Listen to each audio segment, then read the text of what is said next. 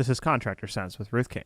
Welcome to Contractor Sense. Here you discover ideas, tactics, news, and information that matters to your contracting business and you. I'm your host, Ruth King. This episode is sponsored by HVAC Trust Books. Go to hvactrustbooks.com to discover how this tool can help you close more sales. Thank you for joining us. Here's how we will help your business and you today. Last session, we talked about maintenance, and maintenance being the most important thing you do as a contracting business. It's at the 12 o'clock. It's at the top of the pie. Today, we're going to take a look at the next most important thing that you do is actually service. And some of you might say, oh, well, it's really jobs or replacement. Yeah, I mean, you can basically say one or the other, but they're both really, really important, obviously. But let's take the service piece first, because a lot of times maintenance agreements get enrolled as a result of a service call because it's a way for people to save money on a service call. The key is if they do that, you've got to talk to them over and over again throughout the year so that they don't not renew it. So they do renew it the following year, because if they did it just to get the discount on a repair, then they're not going to look at all the benefits. They're not going to see all the benefits, et cetera, et cetera, et cetera. So we have to make sure that they understand that there's a whole lot more benefits rather than just a discount on a service repair. So let's take the service piece of it.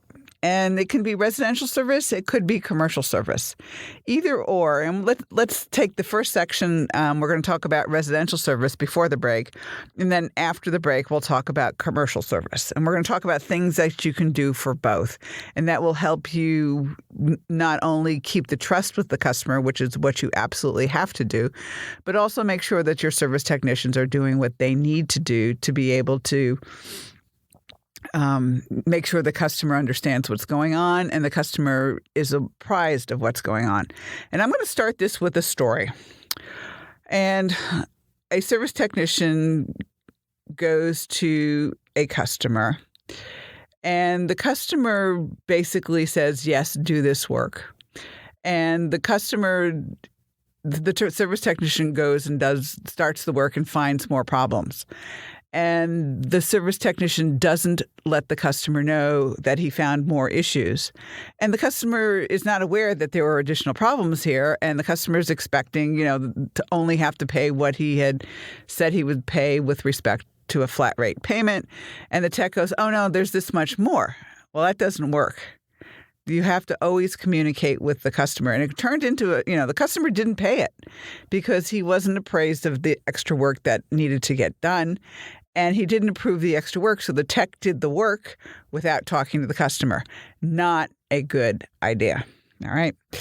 So your service technicians need to not only communicate with the customer at the beginning of a service call to find out what's going on and where they are, but also as they go through the service call and start making the repairs, because they might find something else.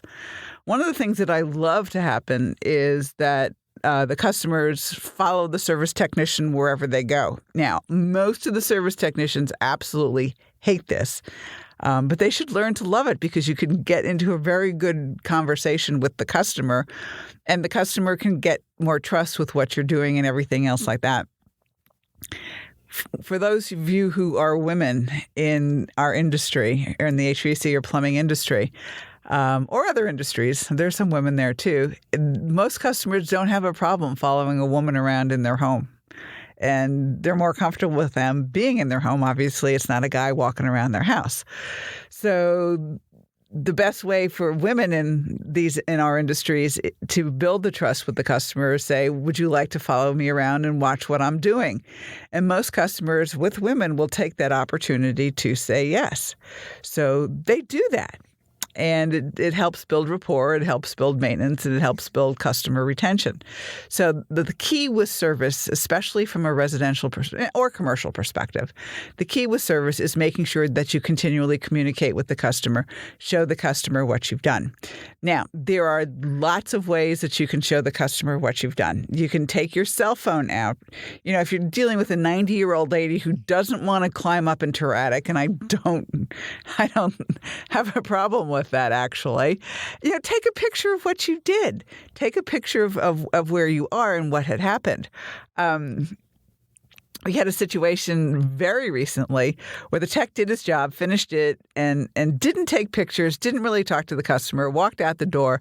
And 8 days later, no joke, 8 days later, there's water coming through the ceiling. And the homeowner said, well, since you were the last one to touch it, you had to do this.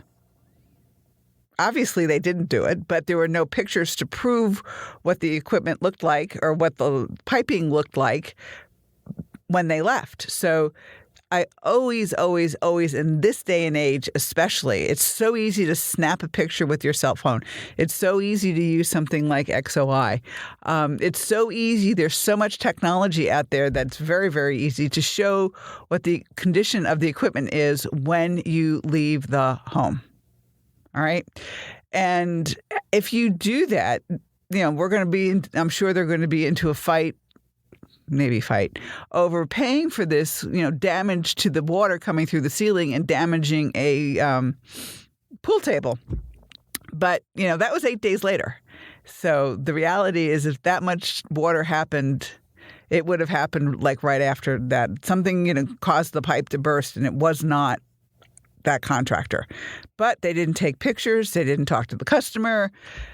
It's like, you're the last one here. You guys had to do it. So, then you get into battle. So please, in a residential situation, always take pictures of everything you are doing and make sure that you have pictures stored so that if something happens a month later or 3 weeks later, or in this case, 8 days later, you have pictures proving that the work that was done was correct. And that's very, very important, okay? The second thing that I always ask technicians to do is to make sure that they go through what they did with the customer. And they don't have to do it in details with amp draws and things like that. You can use something like Measure Quick or Sensi Predict or something along those lines, and you can print out a report. It shows the customer the operation of their system, and it works really well. The customer can see that you're in a situation where if you have a report from a year ago, you have a report today, you can see the capacity of the system, and maybe the capacity of the system is declining. And as a result of that, they may want you can start a conversation of, your capacity of your system as it gets older is going to get lower and lower, even if you keep it clean. It might start a conversation about replacement, which is going to be our conversation next time when we get together. So from a residential perspective, please take pictures of absolutely everything before you leave. And it's true for commercial too, from a service perspective.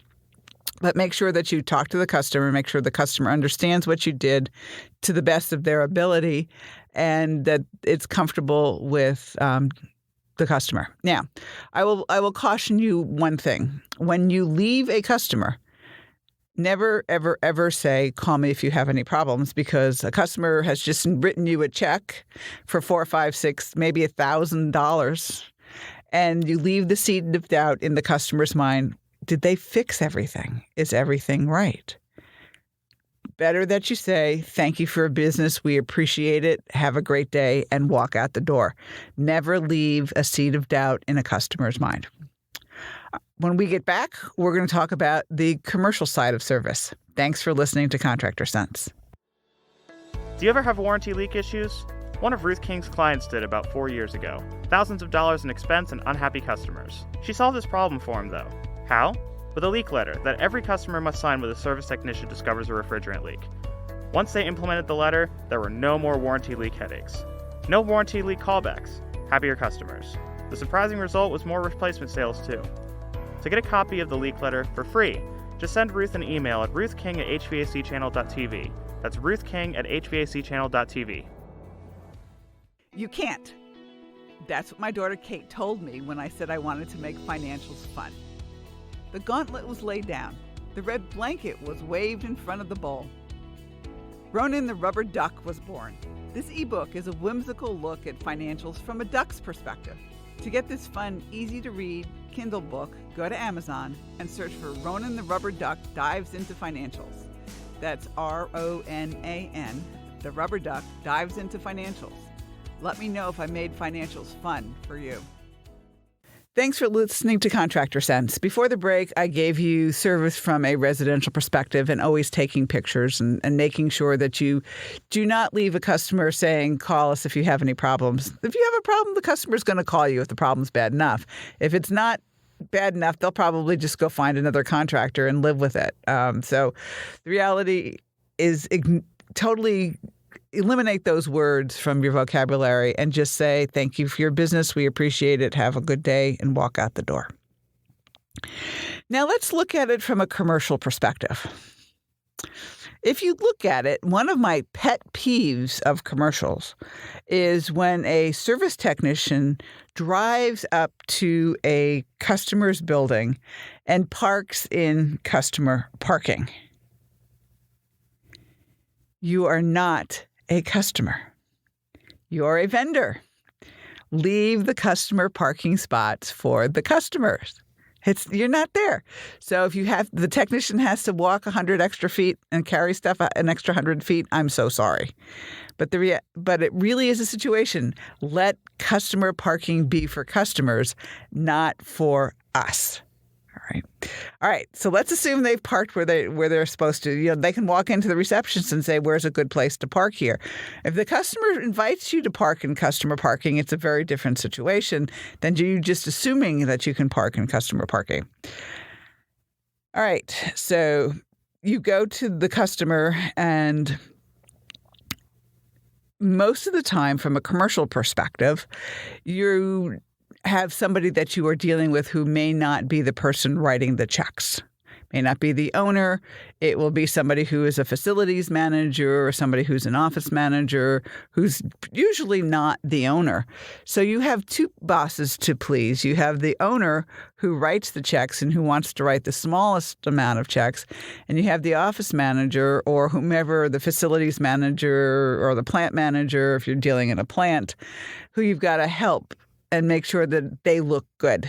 They have to look good for calling your company.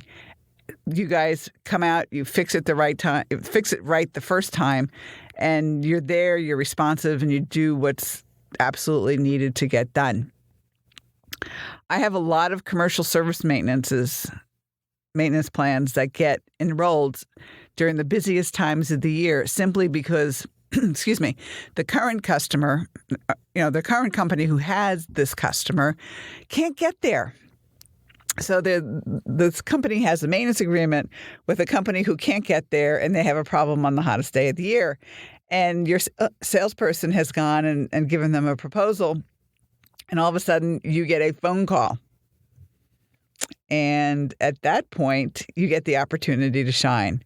And a lot of times they will cancel the other maintenance agreement and go with your maintenance agreements because you got there. So it's really, really, really important that all of your service technicians know, especially those on call on the weekends, who the potential maintenance agreement clients are and who the actual maintenance agreement clients are, so that they make sure that they take extra special care of these customers when a service problem happens. It's really important that they know, they walk in and say, thank you for being one of our maintenance customers. You're a priority customer. And tell me what's going on from your perspective. And the customer will tell them. A lot of times, if it is a customer who you have bid a commercial maintenance agreement with, you also need to know that. And the service technician will go, I understand that we have, a proposal out with your company to do maintenance. However, what seems to be the problem today? So then at least they know that something is talking and communicating between office and field. Sometimes you want to mention it, sometimes you don't. It's just how the service technician feels with the guy. There's no right or wrong rule with that. So just play that one by ear. But, the same thing. Take pictures. Go on the roof. If you're on a roof, obviously you're not going to wear your booties.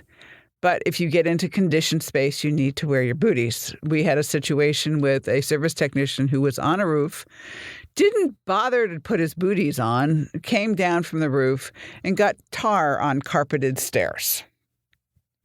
That was a very expensive replacement of the carpet because they couldn't get it clean. Wear booties in conditioned space. And obviously we do it residentially. but you're also going to have to do it commercially. You have to make sure that it's there. All right. The other thing that I want to talk to you about is stickers. They should be put on all of your units. And for those that are up on the roofs, they need to be waterproof stickers. I would, like you to put them on the places where somebody's going to see them rather than necessarily on equipment on a roof, because most people are not going to go on the roof. They're going to call you for your text to go on a roof. But put your stickers wherever. And I will tell you a really interesting story that happened near me. A contractor here in Atlanta always carried a roll of stickers with her. And she was at a movie theater, and they did commercial work. They didn't do residential work. And she was at a movie theater, and the door to the equipment room was open. And she went in and saw all the equipment that was there, and there were no stickers on it. So she put her company stickers on all of that equipment. And lo and behold, about a week and a half later, they got a service call because she had put a sticker on that equipment. So I don't know the legality of doing that. So that might be something to look at. But she went and put a sticker on it, and she got a service call for her company simply because she put that sticker on that unit. So you never know. I'm not sure I'd be that brave, to be perfectly frank. But, it is what it is. But if you've done the work on the unit, you better make sure that you have stickers, both residentially and commercially, on the units so that people know who you are and that they can call you when things go when they're having another service issue. If they are doing their maintenance properly, you should not have very many service issues, whether it's residential or commercial. I had a client years ago, and they were not doing their maintenances right, and their demand service was pretty high as a result of it. And so the technicians redesigned all their maintenance programs, and then we priced it based on what they said. And it was amazing how much they enrolled as a result of it. And so their demand service actually went down, and the owner is freaking out at the end of the year. My service went down at the end of this year. I said, was the maintenance done right? And he goes, yeah. Well, if maintenance is done right, doesn't service go down? And he goes, well, I guess. I said, why don't you just enroll more maintenance? And the light bulb went on.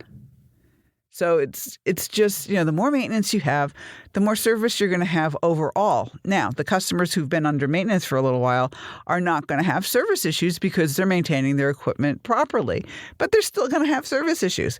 Get as much maintenance as you can, and then you will get more service. All right? So that's the service piece of the pie. So we've now covered maintenance, which is at 12 o'clock. We've covered service, which is at 8 o'clock. And next time when we get together, we're going to cover replacement or projects, which is at 4 o'clock. Thank you for joining us. Choose one thing that you discovered and implement it in your business. These ideas, tactics, and strategies help you make more money, have more free time, and give back. If you like today's program, spread the word. Please review this podcast on any device you're listening to it on. Help a fellow contractor make more money, too. For comments or questions, call me at 770-729-0258 or email ruthking@hvacchannel.tv. Thanks for listening. Have a great and profitable day.